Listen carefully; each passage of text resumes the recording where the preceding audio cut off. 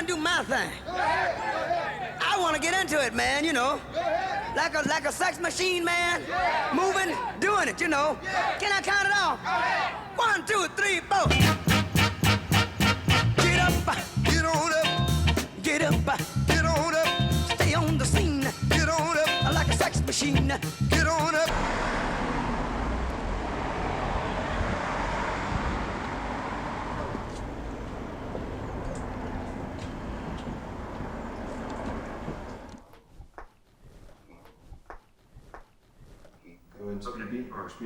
Zoom in, take one, Mark.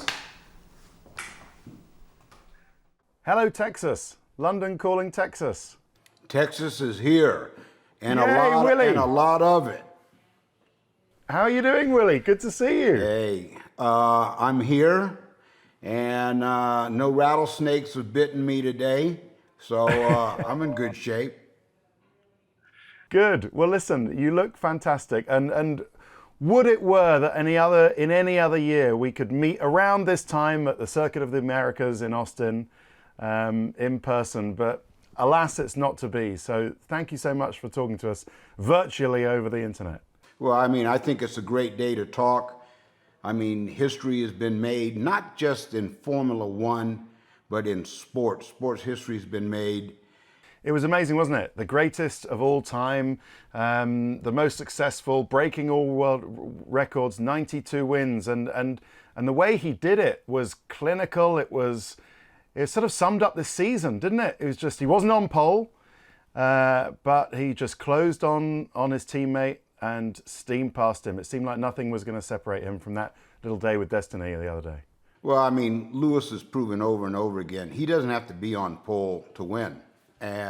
He reminds me of a great fighter, like Ali was and like Sugar Ray Leonard. They knew how to manage the fight. You know, they might not start out winning, but you know, they'd get midway through and knew how to control the fight and knew when to come on. And that's how Lewis performs. It's just masterful in how he controls his tire wear, how he controls the pace, how he can jump out in front and hold everybody there, hold everybody at station, right? You know, 3 seconds. And then after half distance, he just says, okay, boys, I'm going to check out. I'll see you at the pool after the race. Absolutely. Well, listen, he's got many more years to come, and he'll continue to make history, I'm sure. Hey, listen, should we start with a bit of history, Willy? Tell us how you made it into motorsport. What was the passion? Where did the passion come from for motorsport for you? Well, my dad raced. Yeah, you know, when I was a kid growing up. Actually, he was racing motorcycles before I was born, and then he started racing cars. He didn't do it as professionally, he did it as a hobby. By the time I was 9 years old, I knew what I wanted to do as a career. And I was lucky. You know, a lot of kids today, you know, they don't know what they want to do, you know, until they get 30 or 35 years old, when they're forced to know what they're going to do, right? Right. I knew then, and so Dad bought me go-karts, and I didn't race until I got out of high school and went to England.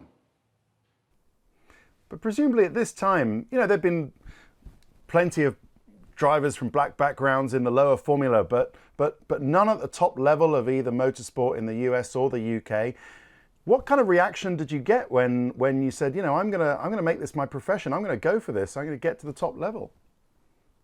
Well, I really didn't, you know, my parents had no problem with it. My grandfather, he wasn't impressed with the decision I was making. But when I went to England, when I started my career in England in 1977 in the British Formula Ford Championship, I mean, it was the best decision I made. Sometimes your initial decision to begin your career has a lot to do with where it's going to end up in the end.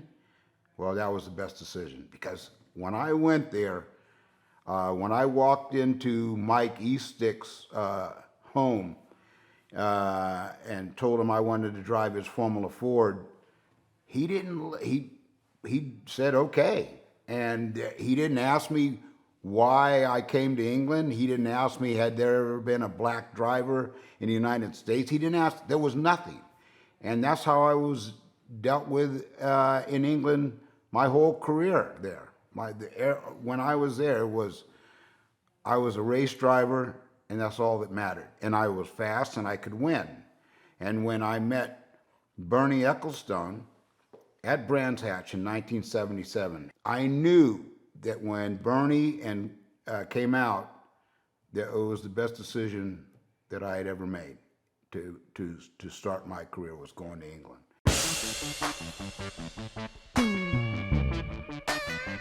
I love this idea of you living in the UK in 1977. You won in Formula Ford there back in that year. What was that like living in the UK back then?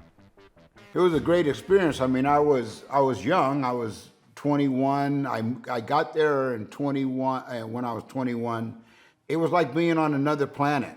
You know, it was fun. I mean, the weather, I wasn't impressed with the weather, but everything else was great, except, you know, the food was a little bit, you know, I had to adapt to that. But the people were fabulous, and the relationships that I had then, I have now. I mean, you know, you could go out and you race and go to a pub. One thing that blew me away is how much fighting they do.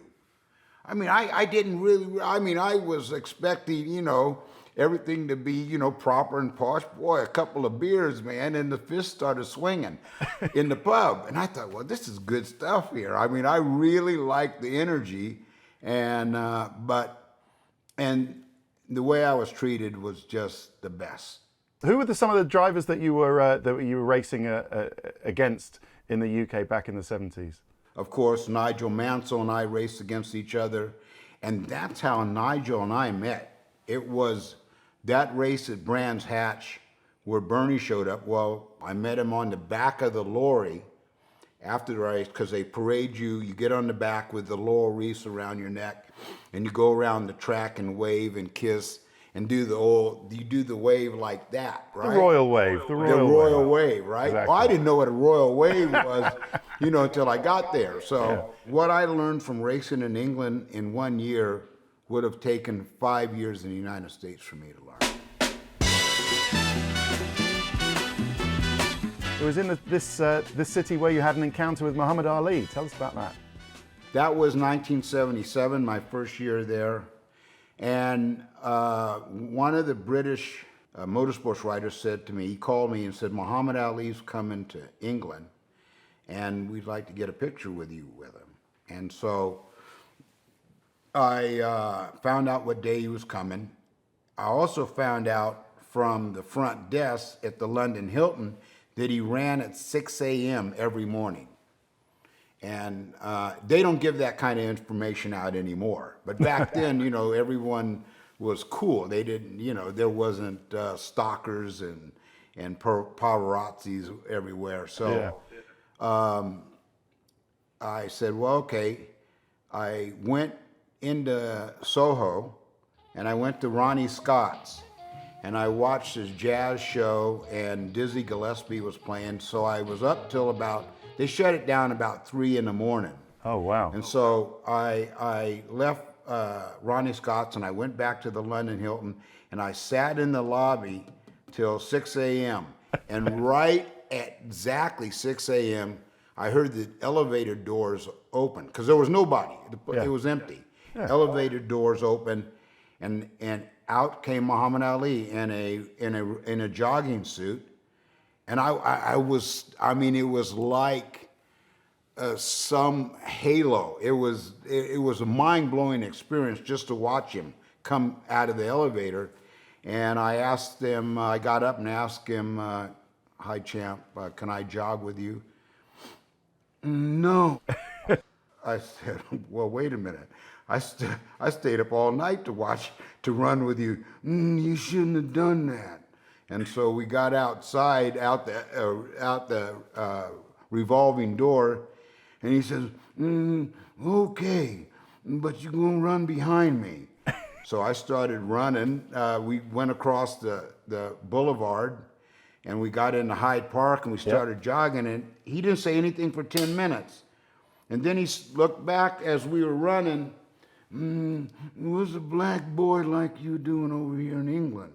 So I told him, I said, well, I'm driving racing cars. There's no black drivers race cars. And so I said, well, I do, sir. You ever get scared? I said, you ever get scared of Joe Frazier? He stopped right there and turned around. He says, I'll knock you out. Don't you, you better not ever say I'm afraid of Joe Frazier. And he started laughing, and then we kept running.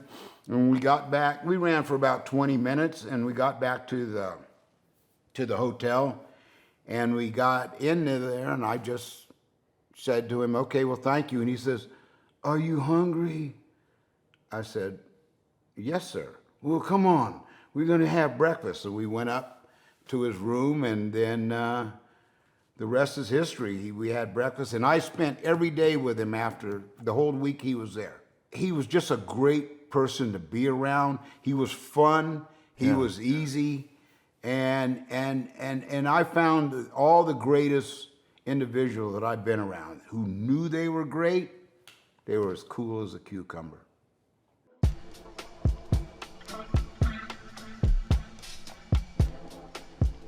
This is, well, around here they call it a man cave.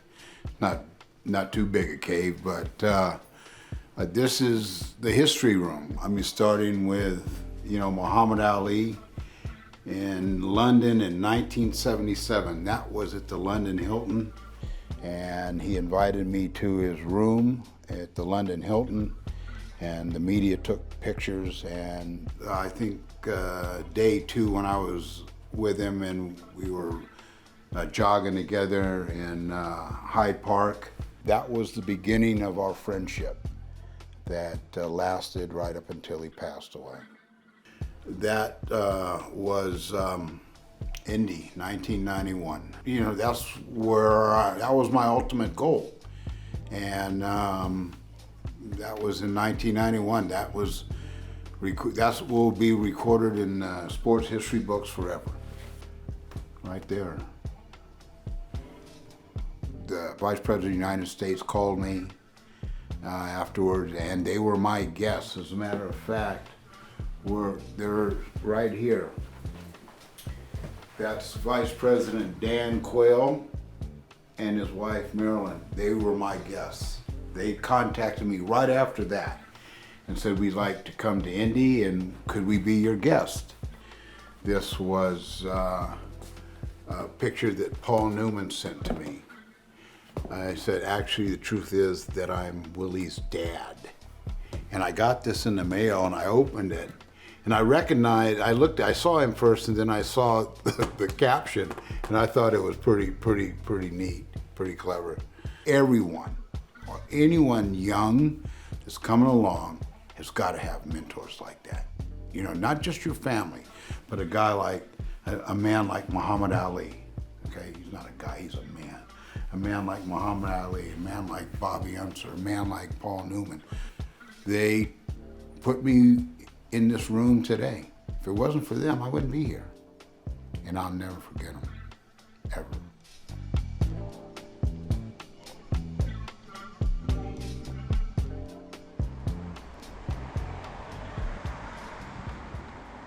When you came back to the US, was it because, did you run out of money in order to stay in the UK? I would have not come home, TK.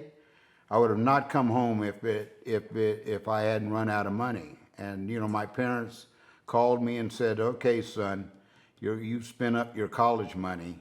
But I would have never come back to the United States. But when I came home, the reception I got in the racing community was exactly the opposite of what I received in England. It was not, I was a race driver in England. When I got back to the United States, I was a black race driver. Just how I was communicated with, not many talked to me. Not many drivers had anything to say to me. So why do you think that is? Because, I mean, we like to think, and even though, motorsport has its own issues, and in the UK and internationally with not attracting enough participation from kids from black backgrounds, and we'll talk about that in a minute. But it tends to be a meritocracy, doesn't it, Willy? If you're fast enough, then you could be coloured purple with white spots. It doesn't matter. If you're quick enough, then you're in. But why is that different? Why was that different in your experience when you went to sports cars or NASCAR in the US? You're looked at as not qualified in the first place. Okay, all right, you might be qualified to play football or basketball or boxing. What makes you think you're qualified to drive a race car? You got to have intelligence to drive a race car. That was pretty much the reaction, and no matter what I did in England, it really didn't matter. It was like I think in many aspects, Lewis Hamilton, despite what he's done, he's still getting that kind of reaction from a few. Yeah, true. From a few. What is it really? What is the real problem? Well, that's what I dealt with in the United States, and it was difficult. But they called me uppity because I didn't bow down to it. I wouldn't accept it, and I was quite clear, that I wasn't going to deal with it, and there was some problems, but I loved the opposition, and none of them in my career ever called me the N-word to my face. Yeah, they were some dumb, but they weren't plumb dumb. Yeah, but then that was you had issues with despite your speed and you ruffled feathers out there, and you had issues with team managers who took against you, and some teammates as well. Death threats. I mean, do you think that was just racial prejudice, pure and simple, or they didn't like the, I don't know. Both. No, it would have been that. It would have been that, wouldn't it? It would have both. I mean, no one ever questioned Uncle Bobby or Bobby Unser, or no one ever questioned A.J. Foyt, for example, right? Yeah, he fine, but I was dealt with almost with a double standard, and I was pushing back against that. I was pushing back, and so by pushing back, I was the bad guy, okay, by not accepting it. And but I'll be the bad guy every day if that's the case. Yeah, it was fun. I never really got put off or disappointed by the opposition, especially the death threats. That was the most fun, because we would, me and my cousin Donnie, who's a big guy, 6'5", 270, he played in the NFL. So we'd read the letters, the hate letters and the death threats, and we'd have a beer, and nearly every one of them, the spelling was horrible. You couldn't even read, they were spelling kill with one L. It was great to read, man. I thought this is good stuff, man. Yeah, but they could spell the N-word every time. They never got that one wrong. Oh, man. Oh, my goodness. We're at a point, mankind, globally, we're at a point now where we have no choice. We have no choice but to bring each other along and support each other, because if not, we're going to destroy each other. We're going to be like the dinosaurs. As a matter of fact, the dinosaurs would have lasted longer than man on this planet if we don't. And there's pushback. There's people who don't want it. There's people who want anarchy, and there's people who want a civil unrest, and they're trying to create it, right? All in the name of being right, right? Well, if that has got to be countered, and mankind must come together, right? For the interests of survival. My mom always said you were 25 to 30 years ahead of your time. What you did and the barriers you broke down at the time were a big deal. I think the country, especially corporate sponsors, I just did not get the support. Now, I've raced for some teams that had good backing and I won, but once I got to IndyCar, I did not have the corporate support that the other drivers had, and despite being a winning driver, and even before that, I would have loved to have been able to stay in Europe and eventually, compete in Formula One. I always thought, well, you're questioning my ability and my intelligence based on my skin color, and it didn't depress me at all. It was actually sort of motivating, and as it turned out, I started getting into their heads, right? They weren't getting into my head. I was getting into their head, and that was my pushback. Okay, I'm not going to turn the other cheek, and I'm not going to roll over. I'm going to grind you. I'm going to grind on you, and I'm going to push back, and that's why I couldn't. That's why I succeeded. I succeeded because I enjoyed doing it. And I think after a while, the industry realized, this guy likes this. This guy likes us to go at him. And it was sort of a turn on. And after a while, it was like, okay, we're not going to beat him down. We're not going to break this horse. This horse will not be ridden. When I first came into the sport, people wanted to know, the sport wanted to know, well, where did he get his money to go to England? And where was his family a bunch of drug dealers or criminals or I was vetted, right? How dare him, and I thought, well, okay, if you want to do that, be prepared for some reaction. Yeah. I'm going to call you out on it. Yeah. And I did. I mean, Lewis's dad, Anthony, and I are friends. And Lewis's dad said to me, he says, in the beginning, he says, it was, there was some opposition. And, but the kid was so good that Ron Dennis, and I'll kiss Ron Dennis on the cheek. He might not like it, but I'll kiss him on the cheek every time I see him, because Ron, if it wasn't for Ron Dennis, Lewis would have not gotten to where he's gotten today. True. Ron saw it. He mentored him. He didn't have to do it, but he did. He saw a diamond in the rough, and he took that diamond and polished it up and made it what it is today. And both of them, Ron Dennis and Lewis Hamilton, should be brought before the Queen next week and knighted. Knighted. Now take the sword, whatever, if they're still using a sword, give them a kiss on the forehead, knight them. That's what they deserve. Please allow me to introduce myself. Just talking about diamond in the rough, Bernie saw that kind of thing with you. He saw you were quick.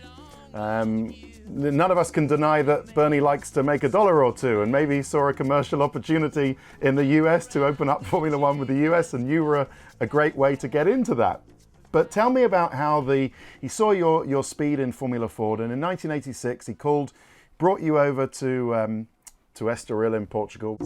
Pleased to meet you. Hope you guessed my name. Tell us about that test in the Brabham. Well, I had met Bernie's crew when I was over there racing in England in Formula Fords. Well, it was the 1985 Detroit Grand Prix. And Formula One was there. I was racing there in Trans Am. At that time, I was winning nearly every race in the series.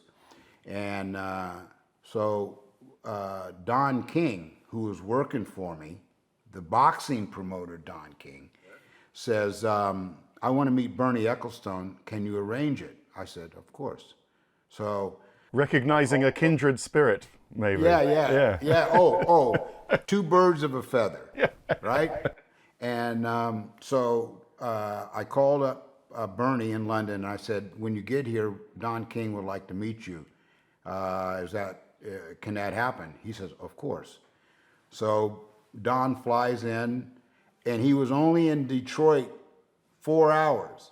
Comes in, gets to the Renaissance Center. I meet him meet his car out in front at the curb.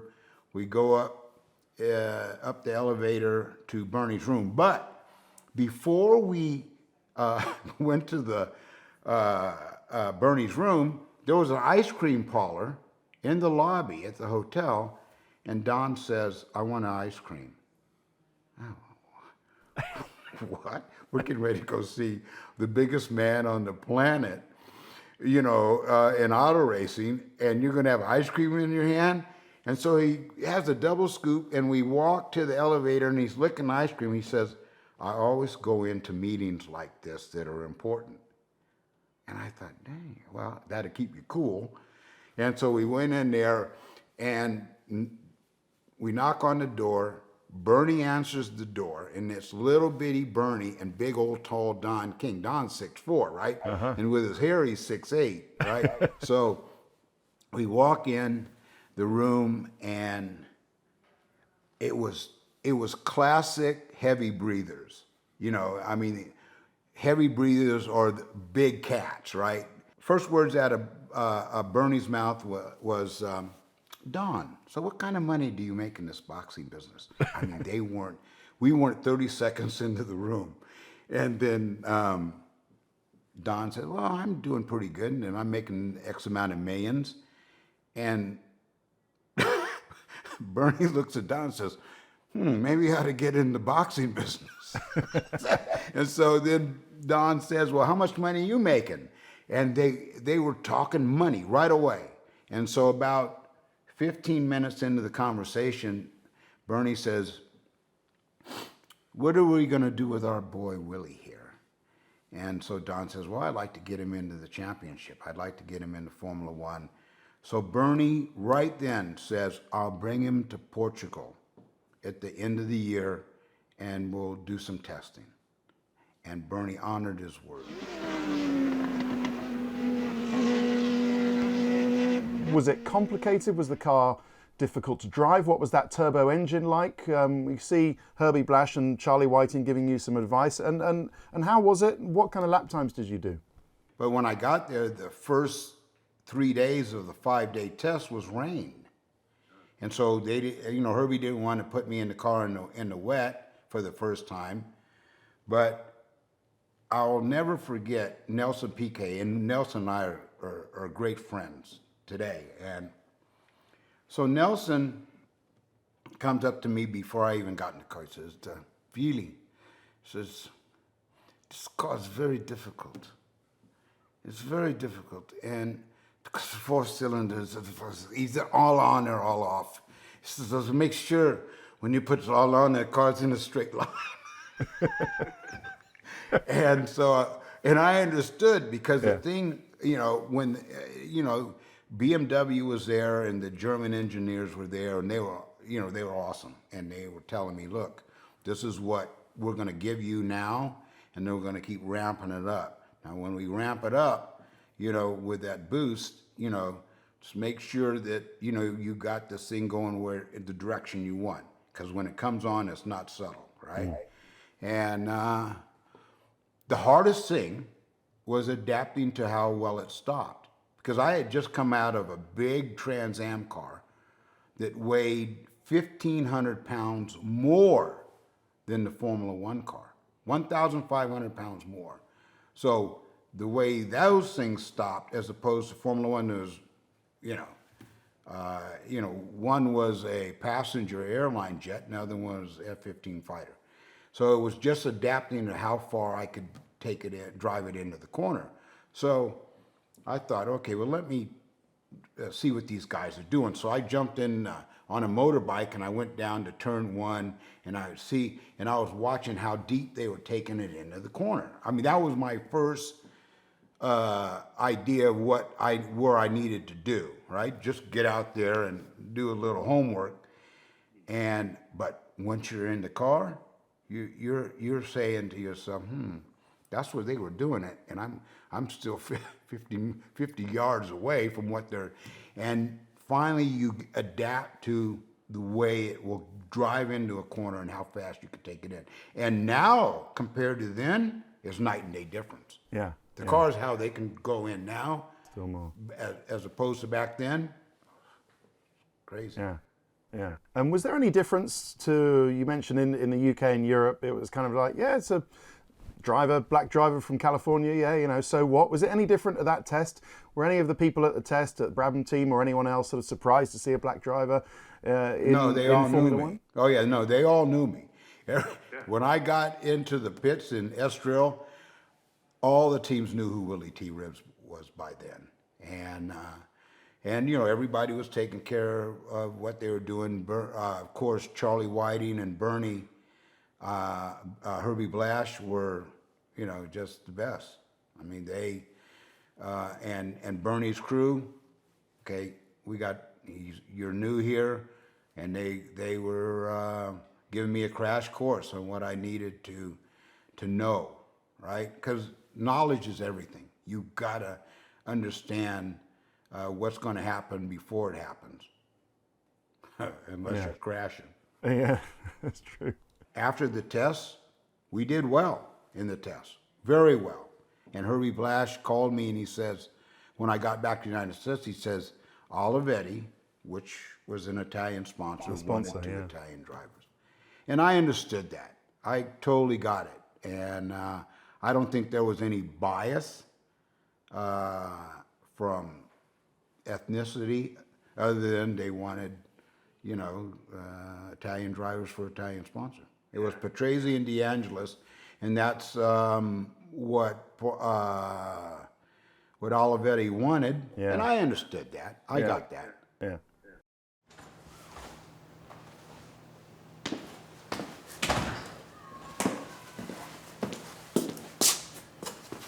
We're going over to COTA, home of the Formula One U.S. Grand Prix. I'll see you there.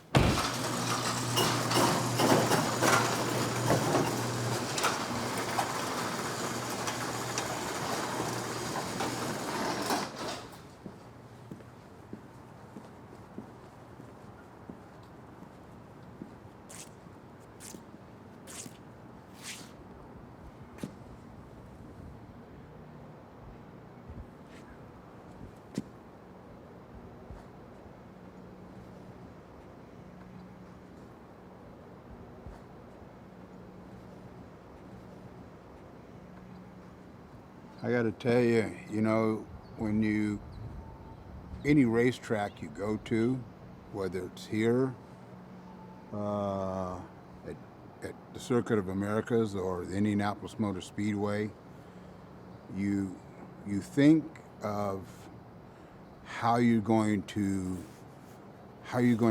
tackle it. You think about what your mission is and why you're here and what it's going to take to be successful. That's, the great drivers, that's what's on your mind. I mean, this is your football field, and it's going to present a challenge to you, but you relish the challenge. This is what you want. This is why you're here. You're a race driver. You have, you want to perform for yourself and for your team and for your supporters, but you're also an entertainer. You're an entertainer, just like other athletes and musicians and movie stars. this is your job to entertain. And so, that's part of, that's part of the job description. I liked it when I won and I could get up on the car and do the alley shuffle. I knew that after I did it a few times, it was going to become an important part of my victory celebration. And once I did it, and then one race I didn't do it, and the fans wanted me to do it. So I got back up on the car and did it. I wasn't planning on doing it, but I did it. And ever since then, that's been the Willy T hallmark. Where I first became aware of you, as well as a lot of British fans, was in the 1993 Indy Series and Indy 500, because of course Nigel Mansell had just won the championship, and he was a national hero here, and we all followed him over to his exploits in the US. He was focused, and he nearly won it in '93. But being at Indy is on another planet. It's another planet. You're there for a month, for one event, for one race. It's the Super Bowl. When did you decide to hang up your helmet full time? I know you still do some racing now. It was right after IndyCar in 1994, and that was it. I did a little NASCAR stuff after that. But even now, you remember that scene in The Godfather when Al Pacino said, right when I was trying to get out, I got drugged back in? Yeah. Well, I got drugged back in. Next year, there's going to be a new series. It's an all-star series with NASCAR drivers, Bill Elliott and Mark Webber just signed to be in this new SRX racing series. Six races next year. To win that thing is $1 million. Whoa! Yeah. $1 million to win. So, I'm going to get, I'm about 20 pounds heavier than I want to be right now, maybe 25. So I contacted Sugar Ray Leonard, my old buddy, and Leonard's going to work on my body and get those LBs off. So, I can get out there and compete. So Love it. Love it. Yeah, man. Willy, you're back. Willy T, you're back in the game. I love it. I never left. You never left. You never left, son. I love it.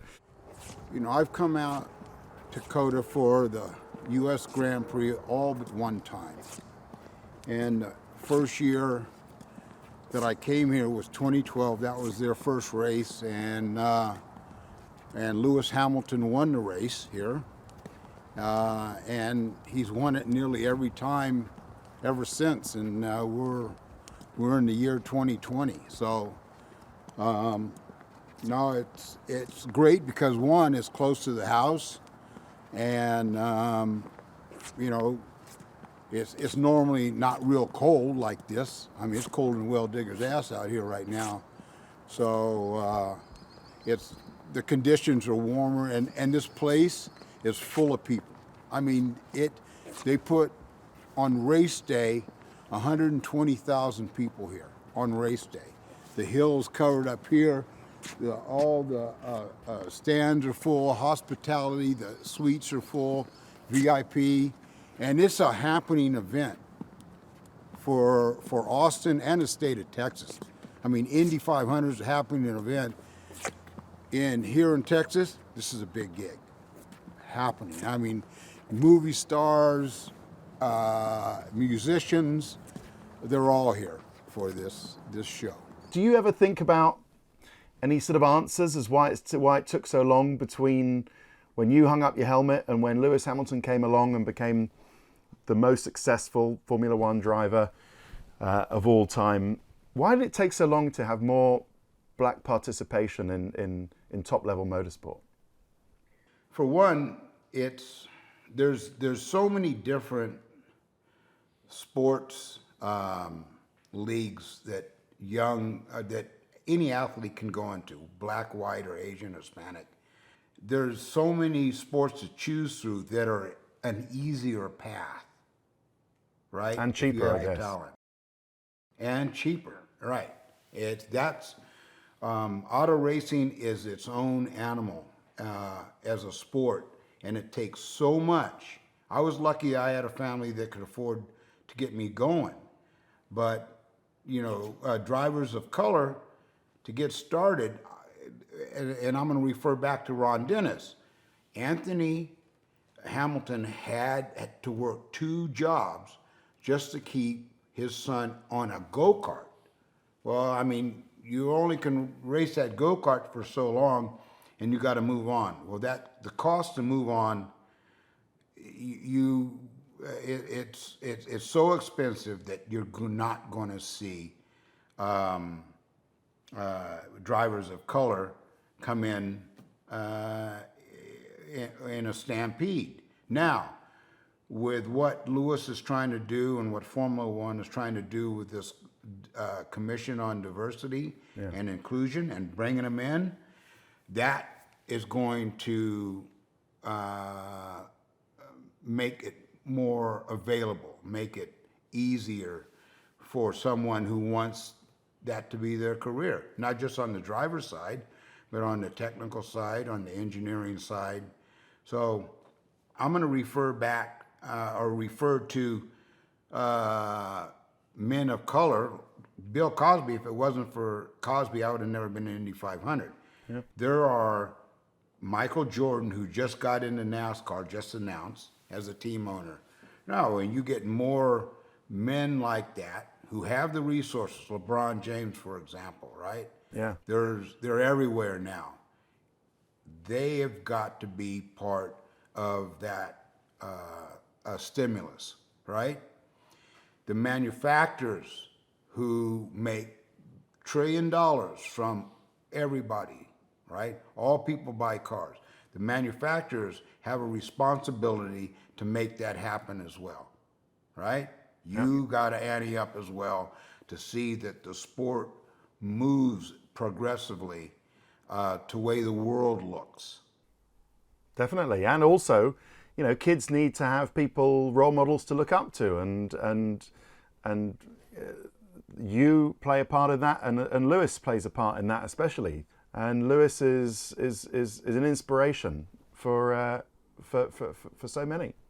Well, I get asked by young black men today, every day nearly, on my emails and texts, and how did you do it, and what direction do we need to go in? Well, Lewis and myself, we've written the playbook, okay? Here's the playbook, read it, right? Read it. But more importantly, it starts with finance and people who believe in you.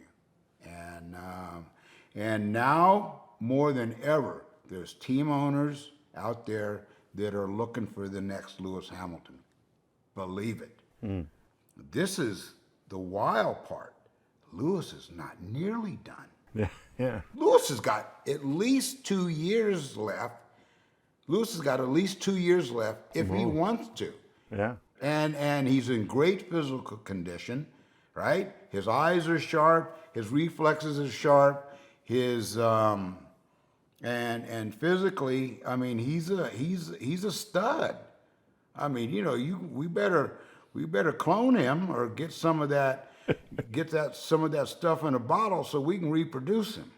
I mean, you talked about Anthony Hamilton. I spoke to him just after the race in Portugal, and he was an emotional. What he's given up as a man, as a family, must be so satisfying. It must be so rewarding for him. Well, and you know what? I saw it. I saw him. I watched the whole close up on his face and the pride he had. And you could see his eyes were a little watery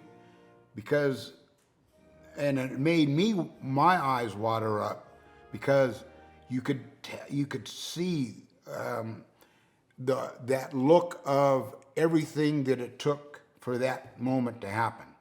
It takes that. you've got to have it, and it's a gamble because not in not every case it works or it's a success. I tell you what else is a gamble, Willie, and that's Lewis putting himself out there by using his platform to push for racial equality, Black Lives Matter, George Floyd, Breonna Taylor. How important is that in your eyes? I've never seen any driver that's been attacked the way Lewis has been attacked for standing up what's right for humanity, all right?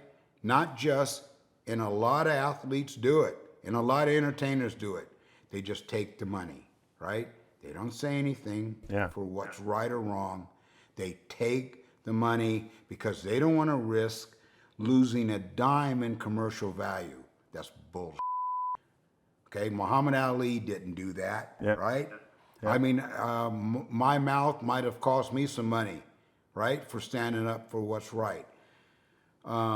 Lewis has stood up for humanity, and that for the ones who are beating him down and criticizing him, my question to those people: what are you doing? What is your flat butt doing? Yeah. Right? They're not doing anything.